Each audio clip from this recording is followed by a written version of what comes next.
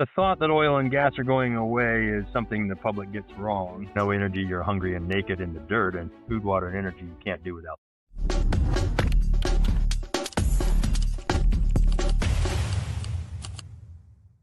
Hello, everyone. I'm Ananja, and you are listening Oil and Gas Breaking By Show. Today's guest is Scott Tinker, founder of Tinker Energy Associates. He is a known educator and has been part of many energy policies discussions globally. What I like about Scott, he's often calls out for critical middle, not ideologist, not alarmist, but try to find something based on data realism, which is away from the complexity. And that's what we need today in this energy industry. Scott, thank you so much for joining me. Anand, it's a pleasure to be here with you. Thank you. Thank you, Scott. As we met before, and as I said, I really like when you talk about energy and how you broke it down to something which everybody can understand, even the people who are outside this industry. Yeah. So I'm really looking for our conversation today. Great. Yeah, I am too. As I mentioned, Scott has done a lot in his career, but today I'm a little bit more curious about Scott to understand what was the moment in your life when you think about energy is much more than just a production discussion or any technical problems? Interesting. Yeah. I would say that happened in several different places and times. And certainly when you're young and you might have in the US, we're spoiled by energy, of course. But you might have a little blackout. Your power goes out for an hour or something. So we start thinking about that. But my first time that I can recall it is 1973. And I haven't heard these questions, by the way, so I'm bringing this to I was learning how to drive in Houston, Texas. And that's when the so-called Arab oil embargo happened. And the gas lines, the gasoline lines in cars, they would wrap around the block. You would literally wait for hours to put gasoline in your car.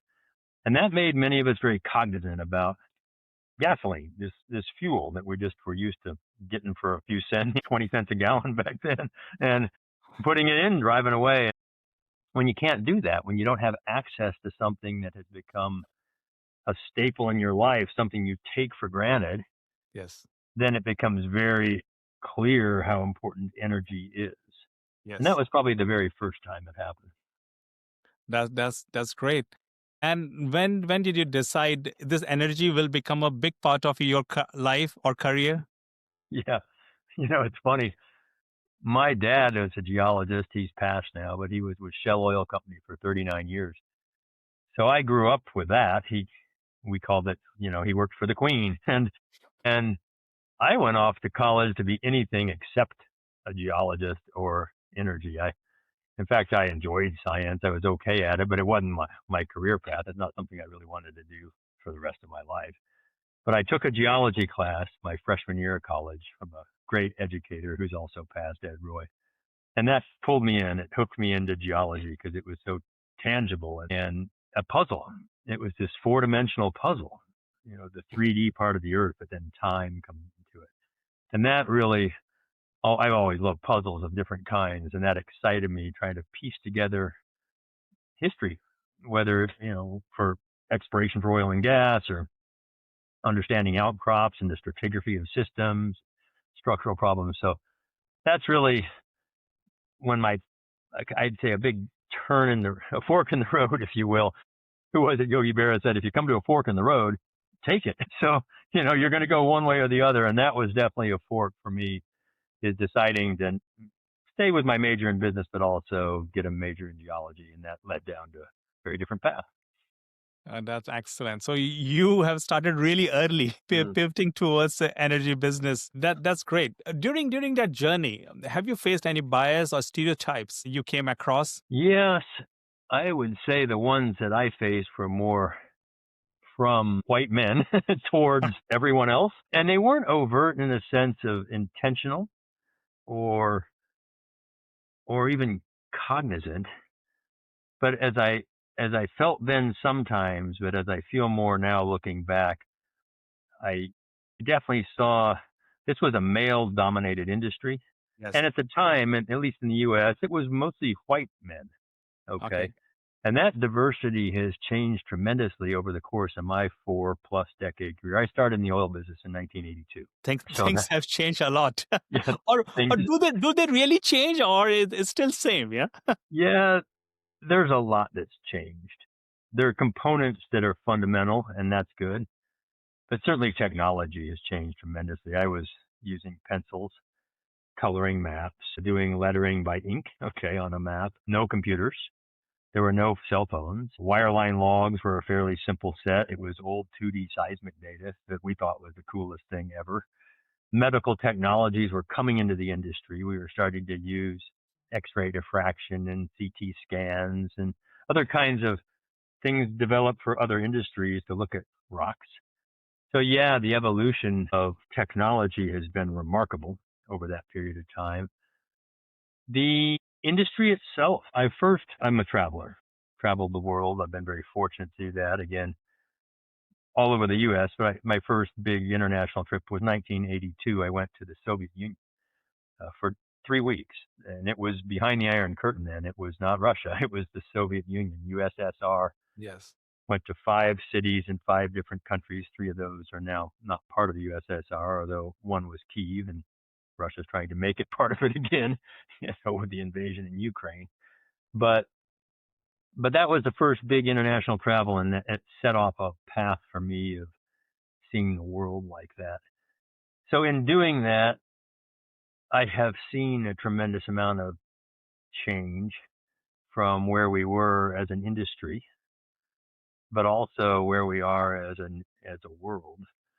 A lot more opportunities in parts of the world than there were 4 decades ago, but also tremendous number of people in the world still living without Yes. energy, economic health, without security, or they're transitioning from that into what we would call secure. That, let's call it economic disparity, is still there. Yes. And because there are so many more people now than there were then, the numbers of people living in that circumstance are even larger than they were in the past. So that hasn't changed, and it needs to. It's one of my passions, of course, Yes. Yes. is energy poverty, energy access for the world. And we can dive into that if you'd like to. But I would say technology's evolved, the human condition has gotten better in some places, but still a lot of work to do. And then opportunities for not forced diversity, but real diversity. I had 25 nations on Yes. permanent staff at the Bureau of Economic Geology, the organization I managed at UT for 25 years. By the end, I had like 3 on staff in 2000, 3 different countries. And when I left, 25 different countries around the world on our permanent staff. It was like a UN meeting whenever we would all get together. Okay.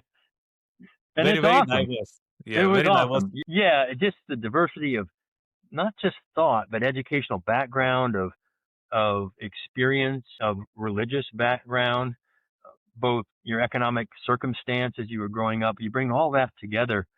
Extremely powerful. Not easy. I want to emphasize diversity is difficult. Some of those people hated each other in their home countries. And we Yes. come together and we're all working together on projects and things like that. So very, very powerful, but not easy. And those things are both true. Okay. I have seen this industry myself. Like things have changed a lot. Like I started almost 20 years ago. Not like you. So still I'm learning. Still I'm learning, but I have seen things have changed. But there's some challenges are still same. Like what that it used to be 20 years ago. We will come back to this topic of opportunity and challenges in a minute.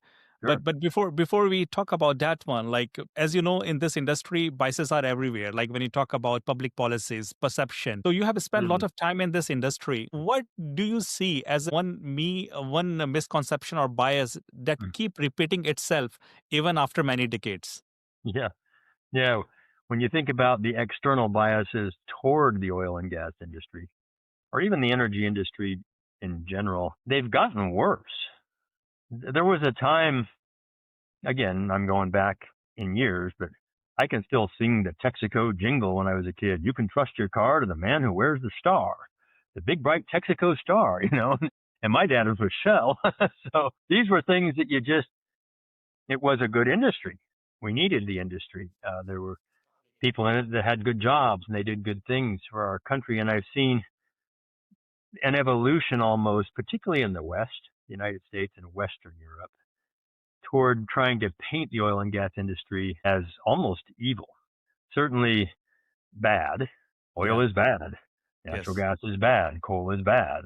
These things are good. And this binary thinking, this on-off, good, bad, clean, dirty, Yes. believer denier dialogue, wherever that comes from. These are religious terms, right? So it entered in over the last 10 to 15 years and got quite robust. Actually, being in a university for the last 25 years and speaking at universities all over the world all the time, you see that bias toward certain forms of energy and therefore towards those industries. And sadly, it's not real. Some of the some of the strongest environmentalists, and I count myself in that I know, are in the oil and gas industry. Yes. You know, The we work norms in the are field. like the norms we follow in this industry. There were very, very, very highest standards. Yeah, the So rigor is yes, the rigor. high. Now I'll say that's in the regulated world. So again, in the wealthy world, we have strong regulations and we follow those.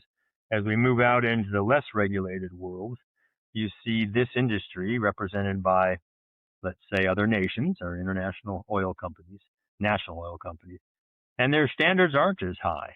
Yes. And that's what that reflects back on the whole industry. When you leave a site in a mess or you have a spill or and other energy industries, when you're mining with child labor, when you're mining with slaves, you're manufacturing in unsafe conditions. This isn't unique to the oil and gas or the energy industry. Again, that more tends to be more where you can't afford to do the regulations that are required to make those things cleaner and more rigorous. So you take shortcuts because that's all you can afford to do. The benefit of lifting everybody up into a healthy and wealthy world would be the environment gets better as well because now you Yes. can afford to do that kind of thing. Yes. But yeah, the biases are very strong. It's starting to change again. It needs to. I think people who were heavily promoting one kind of energy only as clean have recognized it's not. Yeah, it's not sustainable. I think you talked a lot about it during that last conference when we met. Okay. Yeah, yeah, and I've spoken pretty consistently for many decades on these topics. Examples change and that sort of thing, but the physics and the economics drive. I don't think people understand really that. Well, they don't even understand where electricity comes from. You know, there's the socket. I'll put a plug in it, and we're good to go, and it's clean. And they Yes. don't really know that electron is being made over here somewhere somehow. And you can say, yeah, well, let's not use coal. Let's not, burn coal to boil water, make steam, turn a turbine, and run a generator, because that's dirty. And it is. It has a lot of components to it, the mining Yes. and the moving and the burning. But they don't understand that solar panel or wind turbine comes from a mine somewhere in the world that we Yes. mostly don't control. And it's a lot of mining because the sun and the wind are not very dense, energy dense, which means it takes a lot of stuff to collect them and convert them Yes. into a dense, usable form of electricity. So here's all the mining for the stuff, and then I make it into these energy collection systems. That's manufacturing, and then all of that is moving it, and then you generate an electron, and it goes across a wire, usually farther from a wind farm to a home, and then it wears out, and those systems wear out in 20 years or so, and you dump them in the earth, and you do it again. So Yes. it's not renewable, and I think that's really it's the false bias of misperception or misunderstanding, or perhaps some education that wasn't the words I've used for quite a while now. There's a difference between completely factual and factually complete. Okay. And Yes. factually complete is hard. It means you're looking at all aspects of a challenge and there are trade offs, there are pros and cons. You can find little completely factual things that make me feel good. And then I go off and feel good. But Yes. when I look at, completely factual, I pull it into the factually complete world, the shine comes off and the reality kicks in.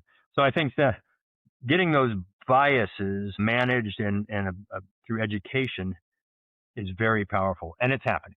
People are now Yes. starting to understand that nothing is free, nothing is truly clean, nothing is affordable. Yes.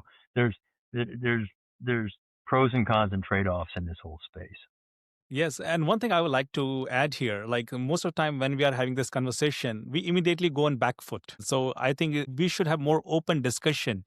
We need Mm. more open discussion, like instead of going back foot, we have to say, okay, what about this energy? Do you know where it's coming from? Like using those examples that that person could relate.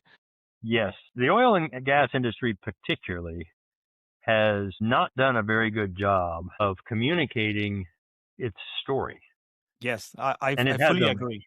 I fully agree. very powerful story to tell. Now, parts of that story need to improve. They're Yes, better than they were, and they can still get better. But that doesn't mean you don't tell a whole story so that people understand all the different things that energy does in our lives, which is everything. yes, No energy, you're hungry and naked in the dirt. And sadly, there are people in the world today that are hungry and naked in the dirt. They don't have energy. So you've got to tell that whole story and then continue to work on and improve the components that have impact. Those things are both true. They're not mutually exclusive. no, And I'd say part of the bias has come from a very quiet, almost, even the employees in the oil and gas industry, the younger people particularly, sometimes are ashamed of the industry they work in. And then I visit with them and find out why. And a lot of that isn't even based in fact. real facts. Yeah. And so we end up getting encouraged to be proud of the industry you're in. All the things that it does, all the healthcare, all the food systems, all our clean water systems, our shelter, the basics of life are made better by energy. So Yes, it truly lifts the world up, yes. and nothing else. It is a foundational piece of our lives along with food and water. Food, water, and energy, you can't do without these. I fully agree. Fully agree. Let's bring this topic to you. So, was there any bias in your early life or early career that you had to unlearn or question later? Yeah. Well, there are lots of different levels of that. I mean, I didn't want to be a scientist. I was kind of biased that scientists were boring and couldn't speak. And so, yeah, I think that's not real. Some of them are brilliant and they don't want to speak, and they're very exciting. And so the whole field, I've had to kind of rethink it, and I've become one. I've become the thing that I didn't think I would go do. Certainly, um, again, working both across gender and geographic biases, bringing all that together, which I've made the last 25 years of my career doing, promoting that is opportunities. But those are real. Not everybody has the same opportunity set, for sure. Yeah. And it's important that the world isn't fair. Let's not pretend like things are fair, but the opportunities need to be there so that those who have the fire in their belly, the ambition, the drive, can go take those opportunities and move forward with them and succeed in ways that they want to. So um, I'm a non-recovering workaholic. I probably always will be. So I was personally biased against people who didn't do the same level of work that I did, which commonly meant the number of hours or time. Well, that was wrong too. My personal bias. Some of them actually were probably more wisely focused on other important things in their lives. Their work mattered and they did it well, but it wasn't everything in their life. And so I have to remove that bias and say just because they don't want to make the sacrifices that I did, Yes. we could go on. I could probably talk on hours for the various biases No, that but they come to my head.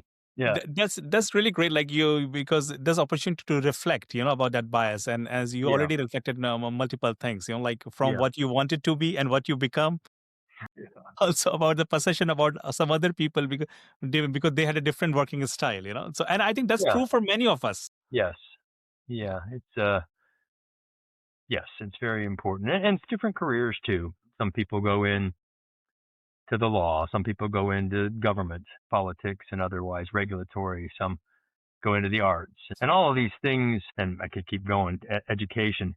They're all critical to a healthy society.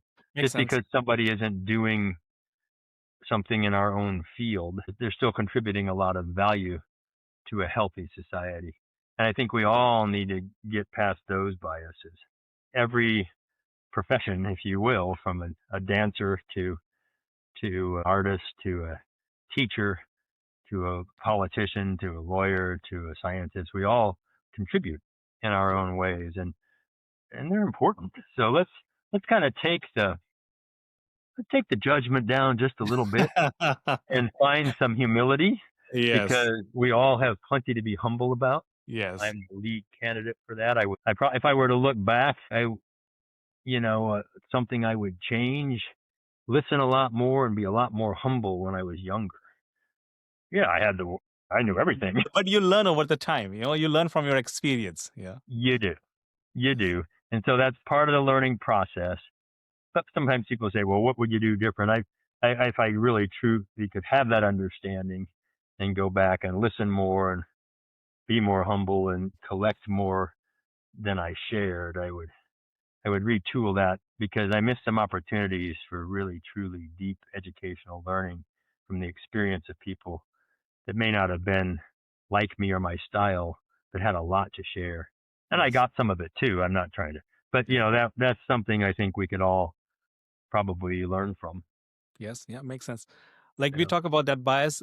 We are not in rapid fire round, but I want to ask you one question. Like Mm. when you talk to non-oil and gas audience, what one bias that surprised you the most? Well, there's, I don't know if it's a bias. I mean, there's a certain level just of lack of knowledge, and Okay. some people Okay. call it Yeah. ignorance.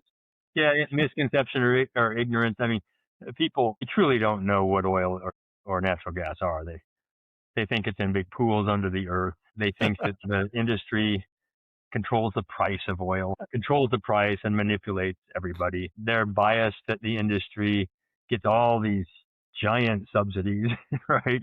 That Yes. shouldn't get. I mean, there's just a series of misinformation towards this industry that have been propagated by those who truly want it to go away and don't know.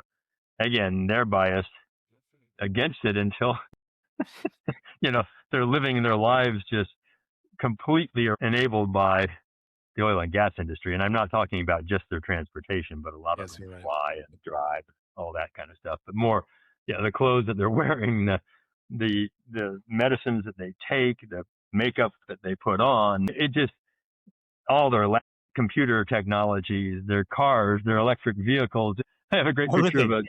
a Everything. Tesla that says, a Tesla license plate says no oil. And I laugh. I think, well, there must no tires or no plastics or no electronics in this Yeah. car. I mean, there's oil throughout the car. Definitely. Like, no, that's good because this is really funny. You mentioned about a few other things. They think everything is controlled by oil and gas companies. There is a pool under the earth, Yeah. and that's a source of oil. So there are different misconception. Like moving on, we briefly talked about opportunity and challenges that industry is offering today. So Mm. what changes you have seen in last 20, 30 years? And if somebody wants to enter in this industry now, what are the opportunities for them? Oh boy. Yeah. They're remarkable. It's an international industry. So if you're interested in global learning, it's a remarkable industry to be in, and you will get to travel and see a lot of the world. That's different from when I grew up in it. We were mostly a U.S. based industry. On the personnel side, I won't get personal, but my daughter-in-law is with Exxon for 10 years.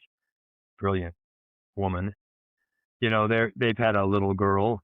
Exxon is remarkably supportive of that whole process. Both pre and post, just in ways that, look, let's be honest, 40 years ago, if I'm working for Exxon and I say, hey, I'd like to take paternity leave, they say, oh yeah, you got it. You're fired. You're on permanent leave. See ya. And I'm kind of kidding, but kind of not. I mean, nothing like that existed and maternity leave was a few weeks, etc. So there's just a lot more focus and understanding now of the importance of the whole life, the whole Yes. family, the whole, you can call it whatever you'd like to.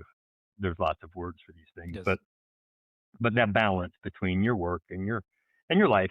And my work is part of my life, but I've seen that evolve tremendously, obviously. And then the learning, young people these days, it's not a career in one company for life.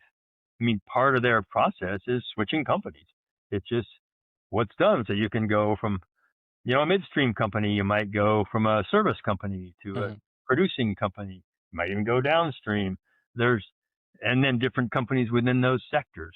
A lot more opportunity to see different looks and feels and kind of find the thing that fits your stage of life at that time. That just didn't exist before. You Yes. Yes. signed up and that's what you did, Yes. Yes. So especially now my there's lots of dad. opportunities. Right. Yes. And I think you already mentioned, like, it doesn't matter which background you come, there is always opportunity for to make it big in this industry, because Oh, we need diverse aspects. yes. I mean, now, and on a lot of my friends, and I sit on their boards, start companies, right? They've started successful upstream companies. They've started successful service companies. They've started successful midstream companies. I'm on the board of directors of Howard Energy Partners, and Mike Howard started Yes. that. Here's a man, 10, 15 years younger than I am. He came from the Valley of Texas with none of his family had gone to college. Uh, he educated and came through, and he's running a large and growing midstream now. There are remarkable opportunities for things Yes. like this in the industry for those who have the passion and the creativity and are willing to take the risks.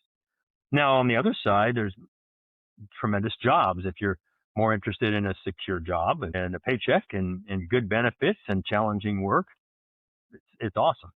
That said, there's volatility in energy. Okay. There's always going to be volatility in the oil and gas industry and all energy industries. And that's not unique to the energy industry. There's volatility everywhere, but it's part of it. So the thought that the price of energy goes up and down, the controls on that are very complex. There are going to be times you might be facing layoffs. Yes. Right. That's just a time to retool a little bit, maybe a little more education, maybe look at a different sector, be patient, and then you're back in it in a different way, and it's even better than it was. So save a little money for those That, that, downtimes. But I've counseled young people who have faced layoffs in the last 15 years or so, and I've asked them, "Do you love the industry?" And the answer is, "I love this industry. I don't want to leave it." Well, then you figure out how to stay in it. Let's think about that together. And definitely. they have, and they're doing great in their careers. Others have said, it's okay. I kind of like it, but I don't like some things in it, and I really don't like this volatility, and I'd rather do something else. Well, then do that. But Yes. it's prepared you technically in many ways as a problem solver. And you Yes. can take those skills to many, many different sectors. And so I look at the industry as a nice place to get broadly educated about a lot of different things. Makes sense. Lots of our listeners are students, mid management level, or also leaders. If you have to underline one habit and mindset that can help them to grow, what that would be? Boy, so many things running through my head. A couple thoughts. One would be take nothing for granted. We contribute what we are able to through our work and through our knowledge and our experiences. So take nothing for granted. And a mindset would be to listen carefully to all, both those that work for you, those that work with you, and those that you work for. And we all have a boss. But we can learn from all different components of that. So I would say demonstrate that that curiosity, that quest for input and seeking of knowledge from everybody around you, and you'll be a better person for it, and so will they. Another, maybe a habit would be say yes. Say yes. If you get asked to do something or you see something that is of interest to you or there's an opportunity that comes by over here, you don't get, often it's just a few seconds go by. And if you miss it, you miss it. I would say yes. I'll go, I mean, obviously not yes to things that are Which is unethical or, impossible. yes, yeah, that violate physics Yes. Yeah. but no, say yes to these opportunities because you Yeah. don't know where that's going to take you. Yes. And I've never ever regretted saying yes to something, even though it might have been challenging. I didn't know how to do it. It might have turned out to be something I didn't like at all, but that's good too, because now I know. So really, really take the chances, take the risks, and say yes. And it builds your own confidence in your own abilities, and also exposes you to so many things that Yes. you might not have done on your own. I agree. I agree. You already hit so many points. So whoever is listening, I think you already highlight those habits and mindset that can help you to grow within this industry or also outside that industry. So it's Mhm. a good nugget for everyone. That also brings us to rapid fire round. Scott, are you ready? Sure. Let me know what comes first in your mind. Okay. One belief about the energy transition that's oversimplified. That it's happening. It's not happening. We're not transitioning from anything to anything else. We're just keep adding new forms of energy because Yes. demand is increasing. So it's not oversimplified. It's incorrect. Incorrect. We are adding energy now. That's in total energy. We are transitioning in the energy mix. The percentage of each form of Yes. energy is transitioning. So we're seeing Mix going change. away from carbon Yes. toward less carbon. That's happening because of physics and economics. But the oversimplification is that we can just go from this thing to that thing, and it's a matter of political will. That just violates physics. And we have many examples from Europe to different parts of the world when they had to step back. That step back has been very painful for citizens. Yes. Okay, when you force things into the system that violate physics, it ends up hurting economically the poorest people. It's economically regressive because they pay so much more of their livelihood in gasoline and electricity. The proportional, when you see the prices are going up because of these poor decisions, it's not a good thing. Yeah, makes sense. It impacts lives. No, one thing the public gets wrong about oil and gas. That it's going away. And I think we are listening this thing from last many decades is going away. It's not going anywhere. Yeah. Oh no, look, my dad worked for Shell. He worked with King Hubbard at Shell Bel Air Lab.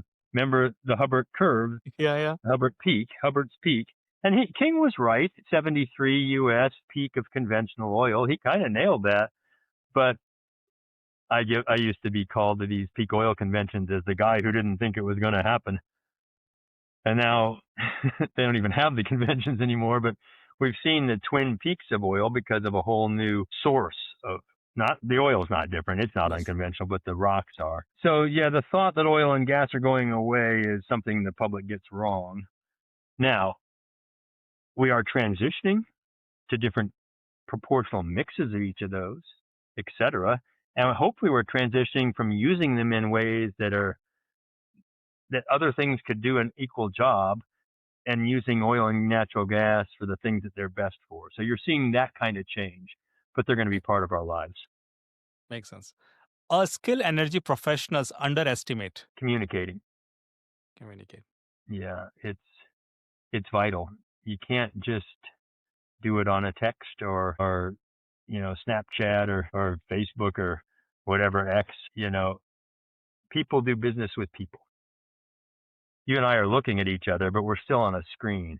It'd be much better to be in the room with you right now. Yes, you're right. And so communicating is a vital skill, and it always will be. So I would say every chance, particularly young people, that you get to set those machines aside, and I'm not talking for a few minutes, for hours, and communicate, you'll never regret doing that. No.